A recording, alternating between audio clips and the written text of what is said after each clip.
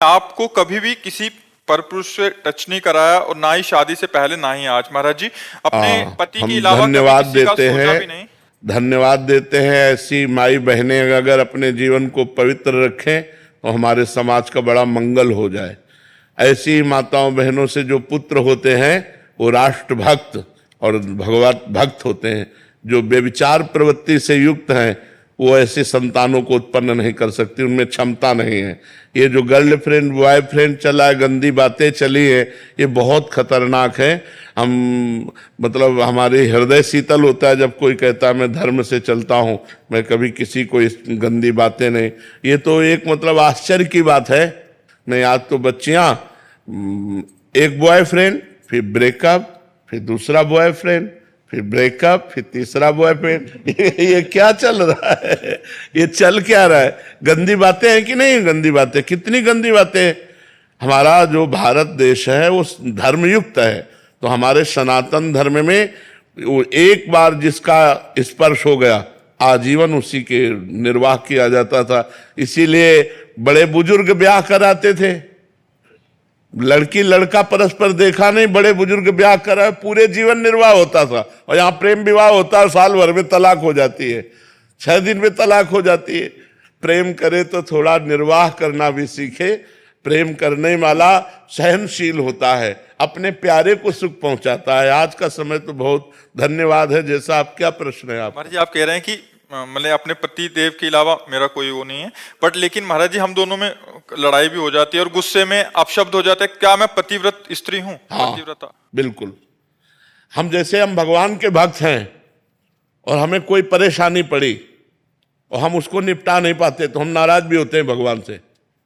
छोटा बच्चा जब गिर पड़ा, अम्मा दौड़ के उठाने गई तो उसने बाग के थप्पड़ जमाया कि अब उठाने आए हो, जब हम गिर रहे थे तब कहाँ थी? जब हम गिर रहे थे तब छोटा बच्चा नहीं गिर जाता। और माँ थी तो माँ से ही लड़ता है, माँ को, क्योंकि वो जानता है माँ के सिवा मेरा कोई नहीं है। अब मैं गिर गया तब उठाने आई हो, तो गिरने के पहले उठा लेते। ऐसे हम लोग भगवान से भी लड़ जाते हैं।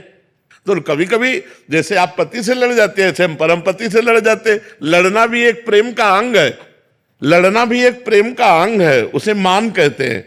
पर वो लड़ना ऐसा ना हो कि मतलब बीभत्स रूप न धारण करे, बीभत्स रूप न धारण करे। प्यार भाव हम आपको प्रणाम करते हैं और धन्यवाद देते हैं कि ऐसे ही जीवन निर्वाह करना चाहिए। हमारा सनातन धर्म इसी की आज्ञा करता है, पर पुरुष स्पर्श का त्याग करके अपने पति में भगवान की भावना रखना। नहीं महाराज जी, मैं अपने पति से बहुत प्रेम करती हूँ, लेकिन जब उन्हें किसी काम से दूर जाना पड़ता है तो मैं बहुत विचलित होने लगती हूँ, मानसिक बीमार सी बन जाती हूँ। भगवान के पथ पर रहकर इस प्रेम को कैसे संतुलित करूँ? नहीं, ये नहीं हो सकता। ये तो ऐसा ही है।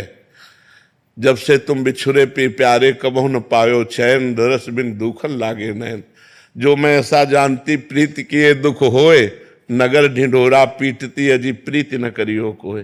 प्रेम में अपने प्यारे को सदैव अपने समीप पाना, समीप रखना, यही पसंद है।